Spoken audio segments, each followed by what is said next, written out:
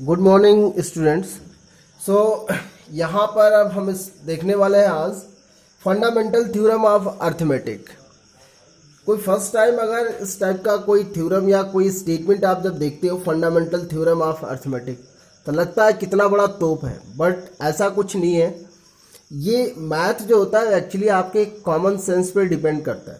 सो यहाँ पर अभी आप देखो फंडामेंटल थ्योरम ऑफ अर्थमेटिक क्या कहता है कि every composite number can be express as product of prime number and this factorisation is unique. अब कोई भी कंपोजिट नंबर है, देखो दुनिया में जितने भी नंबर्स हैं वो दो तरह के नंबर हैं, या तो वो कंपोजिट हैं या फिर वो प्राइम है। सो प्राइम कंपोजिट देख लो आप। प्राइम और कंपोजिट का मतलब ये होता है किसी भी नंबर का अगर दो से ज़्यादा फैक्टर है, जैसे मान लो आप 6 ले लो, तो 6 के कौन कौन से फैक्टर हैं? 2 into 3। Okay, now see if any number is divisible by any other except 1 and 6, so that number will said to be a composite number. And if any number is not divisible by any other number except 1 and itself, so ये आपका prime number हो जाएगा। Prime composite आप class 4 से class 5 6 से आप पढ़ते आ रहे हो। सो ये आपका कोई it is not a big deal.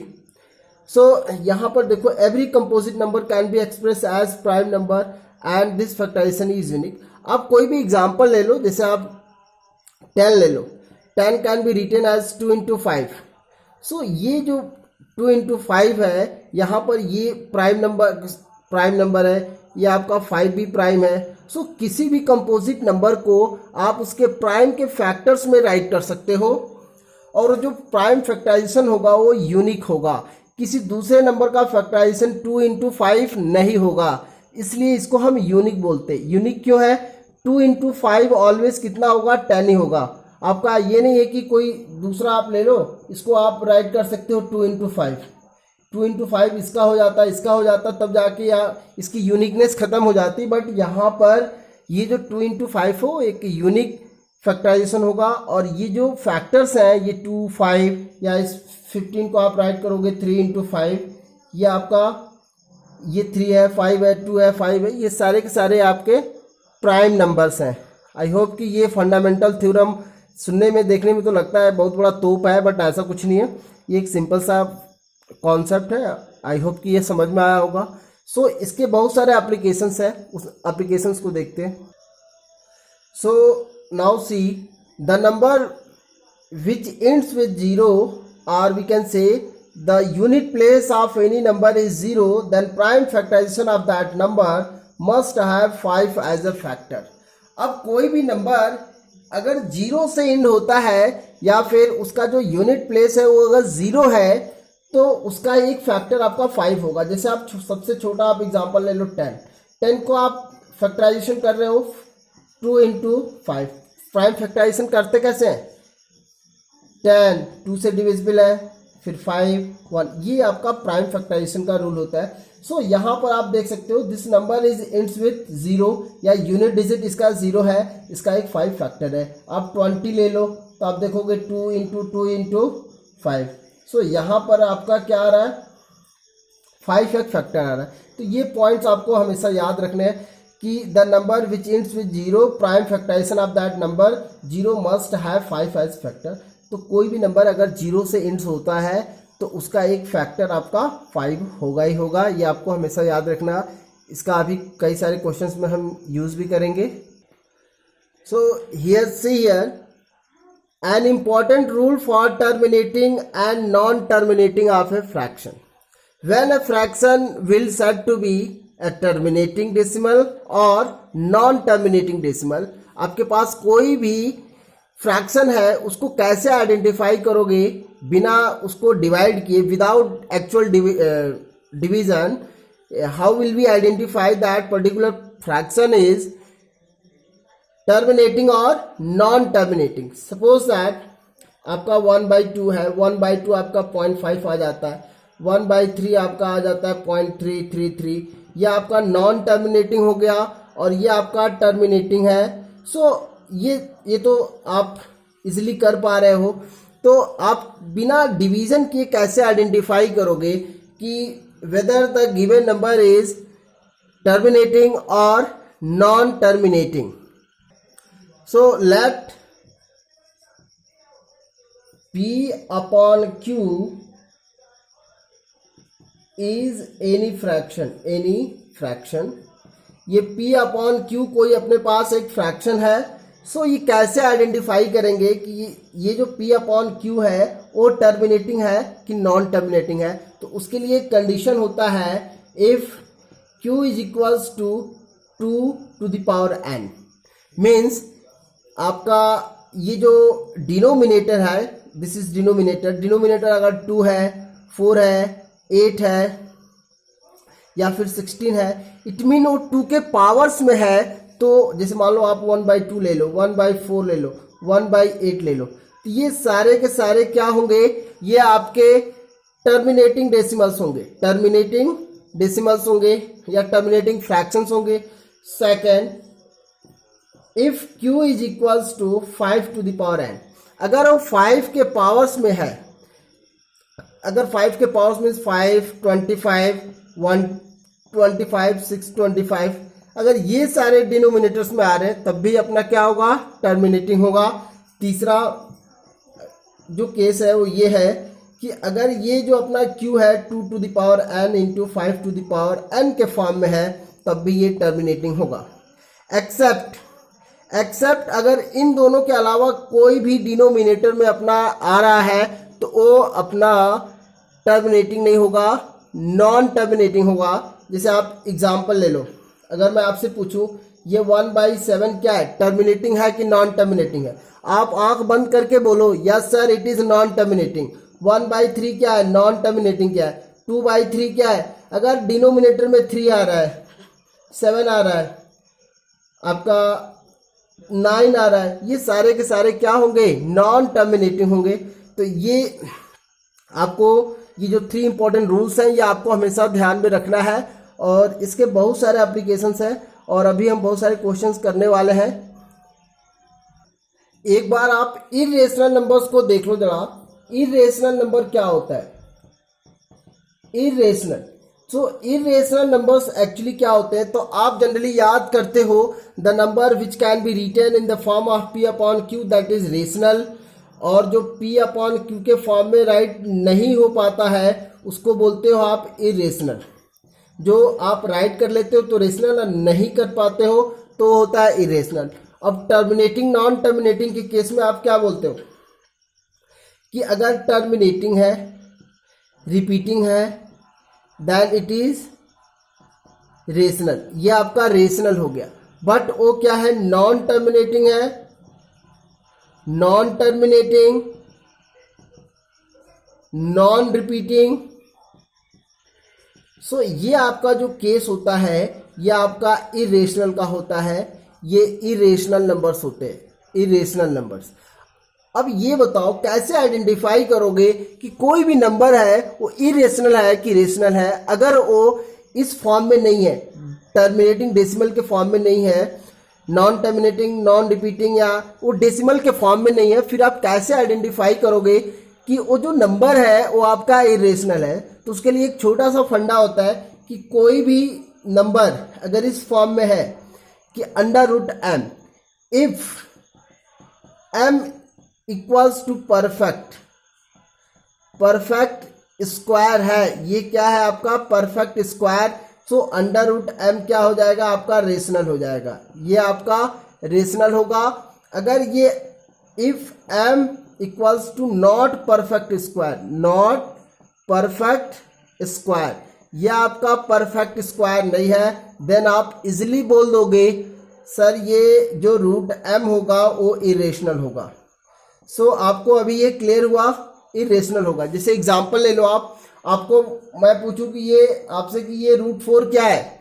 सो आप देखोगे ये जो 4 है वो परफेक्ट स्क्वायर है, या फिर आप इसका फैक्टराइजेशन करोगे तो 2 × 2 कर लोगे. या आपका पेयर यहाँ बन रहा है, सो यहाँ से आपका 2 बाहर आ जाएगा. सो ये आपका रेशनल हो गया, ये आपका रेशनल हो गया. लेकिन यही अगर मैं बोलूँ √7 क्या है, तो आप √7 क्या है तो क्या बोलोगे आप? ये इरेशनल है। Why it is irrational?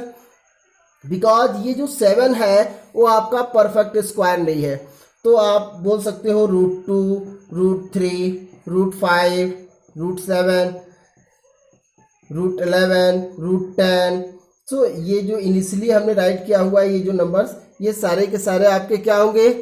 Irrational होंगे। ये सारे के सारे नंबर्स क्या है? इरेशनल है। तो ये सारी चीज़ें आपको ध्यान में रखना है। यहाँ पर देखो आप, पाई क्या है आपका? पाई क्या है? इरेशनल। पाई क्या है? इरेशनल। और पाई की जो वैल्यू होती है ये जो 22/7, ये आपका अप्रॉक्स वैल्यू होता है। अप्रॉक्स वैल्यू मीन्स कि ये एक लगभग, ये नियर अबाउट वैल्यू होता है। नियर अबाउट वैल्यू होता है 22/7। ये एग्जैक्ट वैल्यू नहीं है, ये एग्जैक्ट वैल्यू नहीं है पाई की। सो हम ये तो हमारा अप्रॉक्स, लगभग हम कैलकुलेशन के लिए हम इसका इस्तेमाल करते हैं। तो ये 22/7 ये क्लियरली आपका रेशनल है, बट ये जो पाई है ये इरेशनल है।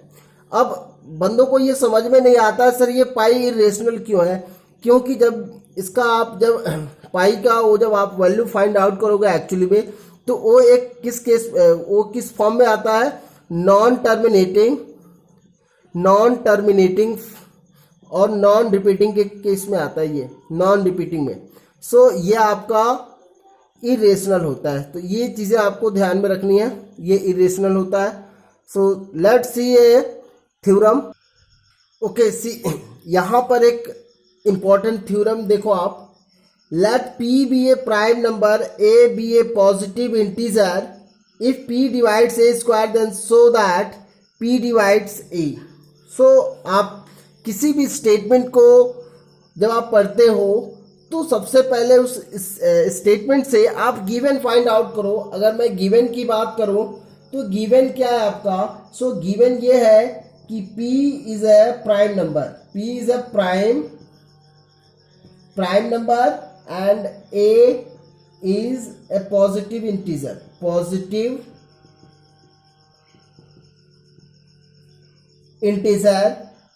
उसके बाद क्या है आपका? P divides A square, P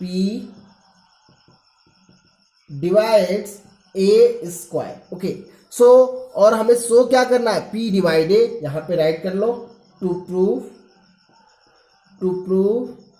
P divides A। इतना क्लियर है? इसमें कुछ समझना ही नहीं, ये तो गिवन है अपना। अब यहां देखो आप proof.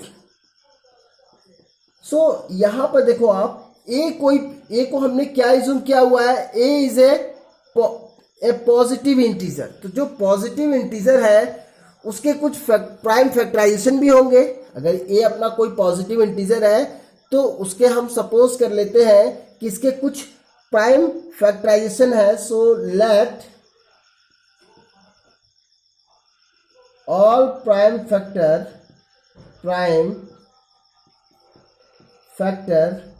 Of A are P1 P2 Pn। अब हमको मालूम नहीं है कितना है A, कोई अगर वेरिएबल लिया हुआ है तो P1 P2 Pn, ये इतने सारे इसके क्या है? प्राइम फैक्टराइजेशन है।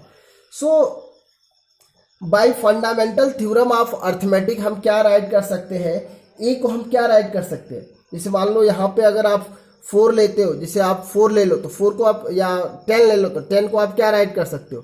2 into 5। तो 2 into 10 को आप 2 into 5 राइट कर सकते हो ना। सो ये 10 कोई इंटीजर है जिसको प्राइम फैक्टराइजेशन, तो ये जो A कोई नंबर है अपना A, इसके जो प्राइम फैक्टराइजेशन है वो क्या है? P1 P2 P3 या ऐसे करके Pn तक है। ठीक है, तो यहाँ पर अभी हम देखते हैं A को हम राइट कर सकते हैं P1 into P2 into P3 Pn तक। इसका मतलब क्या है वो देखो आप कि ये जितने भी नंबर्स है ना, ये प्राइम फैक्टराइजेशन, ये जो P1 P2 P3 Pn, ये A को डिवाइड करेंगे। सो यहाँ पर अभी हम क्या करने वाले हैं? Squaring both side. आप यहाँ कर लो squaring both side.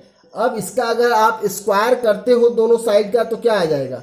A square equals to ये P1 का square into P2 square into P3 square dot dot dot Pn square, आप ये राइट कर सकते हो।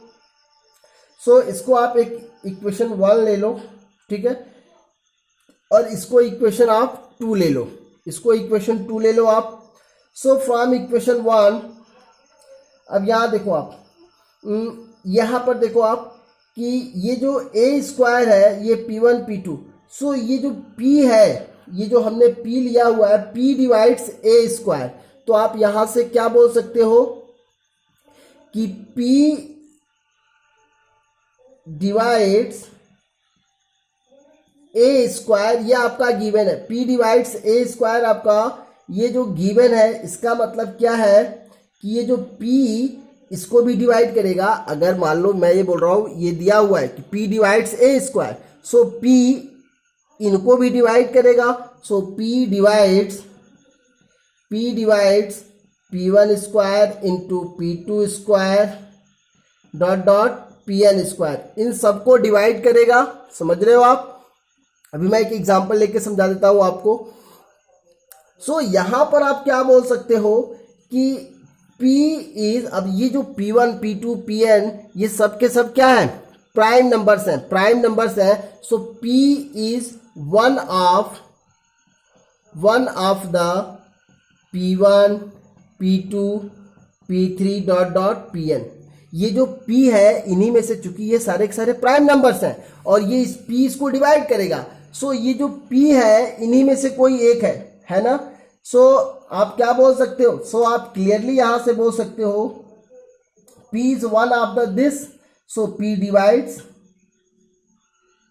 सो P divides P1 into P2 into P3 dot dot dot Pn। सो अगर ये P, ये जो P है इन्हीं में से कोई एक है, तो P इनको इसको डिवाइड करेगा और इसकी वैल्यू क्या है, इसकी वैल्यू क्या है आप यहां से देख सकते हो। इक्वेशन 1 में आ जाओ, ये देखो फ्रॉम इक्वेशन 1 आप देख सकते हो A equals to P1 P2, सो आप ये राइट कर सकते हो P डिवाइड्स A। सो यहां पर आपका ये थ्योरम प्रूफ हुआ। सो ये चीजें अगर आपको नहीं समझ में आ रही है बाबू, आप कमेंट करो, आप कमेंट करो कि सर ये चीज़ें नहीं समझ में आ रही है, पर्टिकुलर चीज़ें, उसको मैं अच्छे से एक्सप्लेन करूँगा, ठीक है। सो यहाँ देखो आप इसको आप पॉज करो, एक बार 2 बार 3 बार देखो, क्योंकि ये चीज़ें नोन है, ये पता है आपको, ये सब कुछ पता है, आप करते आ रहे हो, लेकिन ये राइट करने में बंदों के छक्के छूट जाते हैं। सो ये बहुत छोटा कॉन्सेप्ट है, इसको 1-2 बार आप देखो, बुक से भी आप हेल्प लो, ये इजिली आपको समझ में आएगा। Now see, so that 7 into 11 into 5 plus 11 is a composite number, इसको हमें शो करना है कंपोजिट नंबर। सो कंपोजिट का मतलब होता है क्या है, जब भी आपको बोला जाए कंपोजिट नंबर, सो आपको ये ध्यान में रखना है मोर देन 2 फैक्टर या मोर देन 1 फैक्टर। आप किसी भी नंबर का मोर देन 1 फैक्टर है तो उसको आप क्या बोलोगे, कंपोजिट नंबर है। सो आप यहाँ देखो, आप इसको आप राइट कर सकते हो 7 इंटू 11 इंटू 5 प्लस 11। तो इस पूरे नंबर में देखो ये एक टर्म ट्रीट करो और यहाँ पर देखो बीच में प्लस आ रहा है, तो आप यहाँ 11 कॉमन ले लो, तो ये आपका क्या हो जाएगा 7 इंटू 5 प्लस 1। सो 7 5 जा 35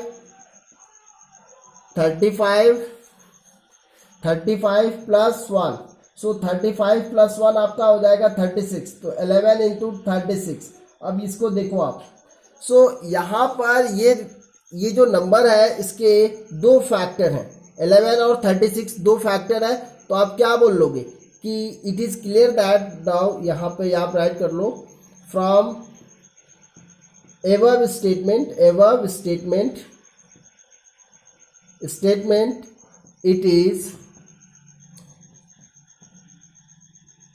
it is clear that the given number the given number have more than one factor, more than one factor, more than one factor, so it is composite. So इस तरह के बहुत सारे क्वेश्चंस है। 1 marks का question कभी कभी board में यहाँ से आता है, ठीक है। अब नेक्स्ट क्वेश्चन देखते हैं। यहाँ देखिए आप, so that any number of the form 6 to the power n where n belongs to, इसको बोलते हैं belongs to, n belongs to n मतलब natural number, can never end with the zero. It mean इसको हमें show करना है। सो कोई भी नंबर जीरो से एंड होगा, दैट मीन्स अगर मैं इसको बोलूं if 6 to the power n ends with 0, then it must have 5 as a factor, okay. सो अगर 6 to the power n आपका 0 से एंड होगा, सो इसका एक 5 फैक्टर होना चाहिए। तो 6 to the power n को हम क्या राइट कर सकते हैं, 2 into 3 to the power n, and this can be written as 2 to the power n into 3 to the power n। सो यहाँ पर आप देखो, यहाँ पर 5 फैक्टर इसका कहीं दिख ही नहीं रहा है, तो आप राइट कर दो 5। सो यहाँ पे from above statement, from above equation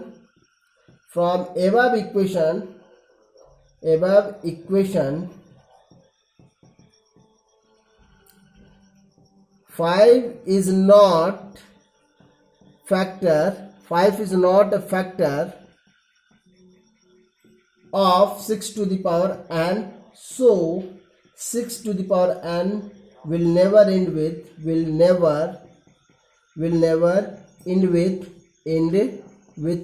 0। Okay, I hope कि ये चीज़ें बहुत सिंपल चीज़ें थी, तो इसको आप देखो कैसे करना है, ठीक है।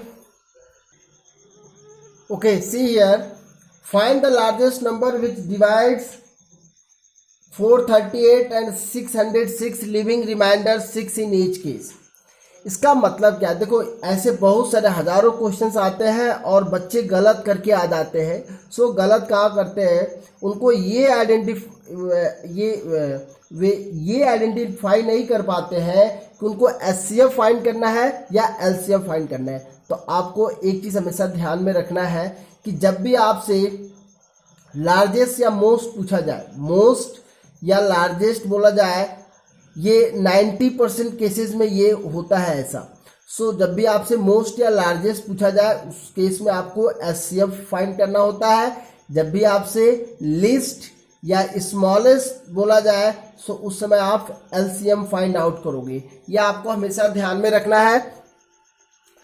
सो यहाँ देखो आप 438 एंड 606 को कौन सा नंबर डिवाइड करेगा, लार्जेस्ट नंबर की बात कर रहे हैं, जिसमें आपका 6 जो कि आपका रिमाइंडर बचना है। जैसे मान लो एक छोटा सा एग्जांपल ले लेते हैं, जैसे मान लो आप 20 ले लो और ये 24 ले लो।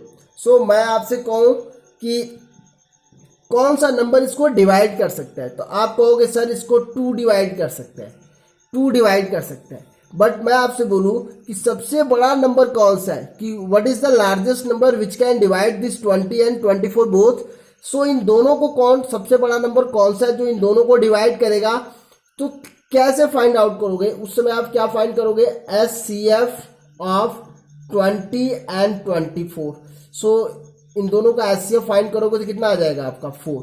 देखो एचसीएफ क्या होता है कि जो दोनों में हो highest common factor. Highest common factor का मतलब होता है मैक्सिमम क्या दोनों में कॉमन है। तो यहाँ पर 4 इसको भी डिवाइड कर देगा, 4 इसको भी डिवाइड कर देगा। 4 से बड़ा कोई नंबर नहीं है जो इन दोनों को डिवाइड करेगा, ठीक है। सो यहाँ पर हमें क्या करना है कि इसको और इसको डिवाइड कर रहे हैं किसी नंबर से, तो 6 जो कि रिमाइंडर आ रहा है। इसका मतलब ये है कि जो रिमाइंडर आ रहा है उसको पहले ही आप माइनस कर लो, पहले ही आप माइनस कर लो। सो आप कैसे राइट करोगे, सो यहाँ देखो आप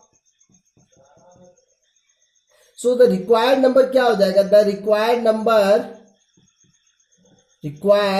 number is 438 minus 6 equals to 432, और 606 में आप 6 माइनस कर लो तो कितना आ जाना है आपका 600। Okay, so the required number will be क्या हो जाएगा, required number will be SCF of 432 and 600। ठीक है, अब इन दोनों का SCF फाइंड करना है आपको। तो SCF फाइंड करने के दो तरीके हैं, या तो आप इन दोनों का प्राइम फैक्टराइजेशन कर लो या डिवाइड कर लो। आप डिवाइड करो,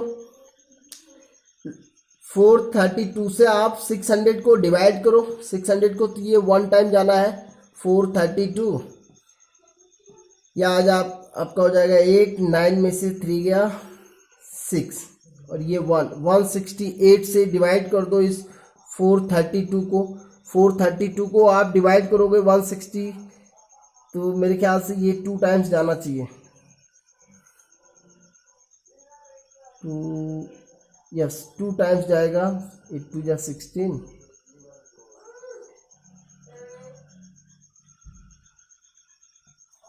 सो आप माइनस करो इसको, तो ये आ गया 6, और ये आपका हो जाएगा 12, ये 9। ठीक है, अब 96 से आप इसको डिवाइड करो, यहाँ 168 को आप 96 से डिवाइड कर लो, सो मेरे ख्याल से ये भी 1 टाइम जाएगा आपका 96, सो 2,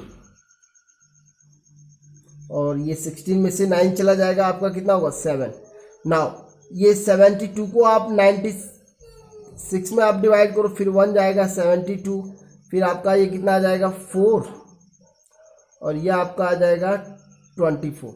अब 24 से डिवाइड करो आप 72 को, तो आप डिवाइड करोगे तो मेरे ख्याल से 3 टाइम्स में चला जाएगा 72। सो आपका SCF कितना हो जाएगा, आपको यहाँ पे लेमा डिवीजन कुछ दिखाना नहीं है, आप डायरेक्टली राइट कर लो कि SCF of this equals to क्या आ जाएगा 24। So that number is what, that number is 24, by which this 438 and 606 will divided, and we will get 6 as a remainder in each case. So 24 से इन दोनों को divide करो और reminder आपका दोनों केसेस में कितना आ जाएगा 6 आ जाएगा। ठीक है, अब एक और बढ़िया क्वेश्चन देखते हैं हम लोग।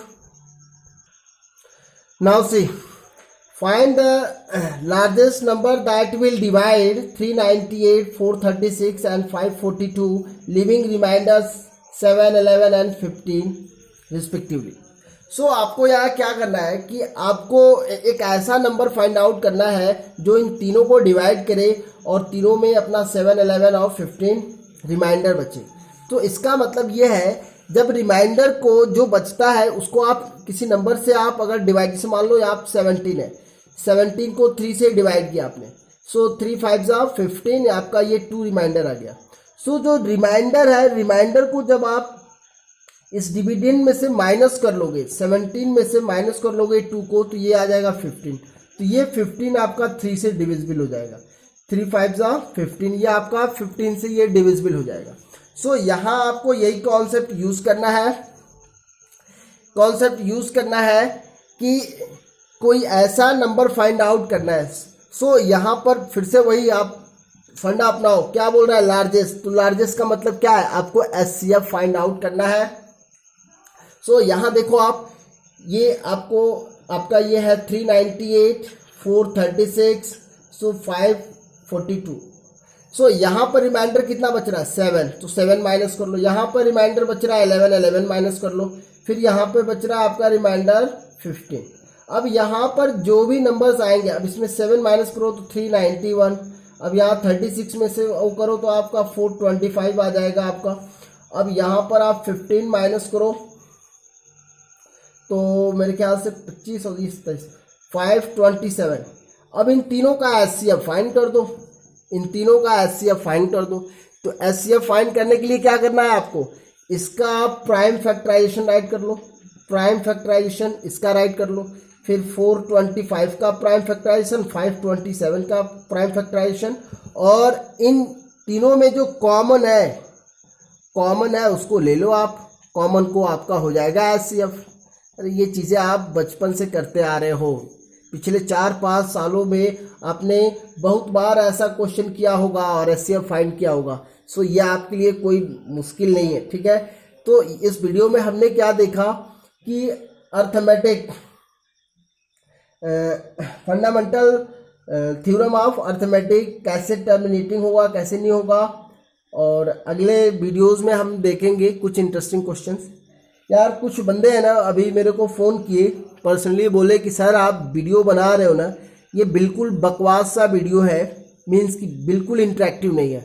तो बेटा मैं बता दूं आपको, ये इंटरेक्टिव ज़रूर नहीं है, ठीक है। मेरे हो सकता है मेरे वर्डिंग इतने अच्छे ना हो, लेकिन बेटा मैं आपको कंटेंट अच्छा प्रोवाइड करा रहा हूँ। मैं आपको इजी वे में सारी चीज़ें जो कि और बेस्ट कंटेंट में कंटेंट प्रोवाइड कराने की कोशिश कर रहा हूँ। सो आप कंटेंट पे ध्यान दो, आपका वीडियो इंटरेक्टिव नहीं है। कई लोग कह रहे हैं सर आप बोर्ड पे नहीं पढ़ा रहे, सामने नहीं आ रहे। बेटा बोर्ड पे पढ़ाऊँगा, सामने आऊँगा, ये मेरा कंटेंट कुछ दिखने वाला नहीं है। तो मेरा फर्स्ट मोटिव ये है कि जो मैं पढ़ा रहा हूँ कंटेंट और ऑडियो के साथ में आपको डिलीवर कर पाऊँ।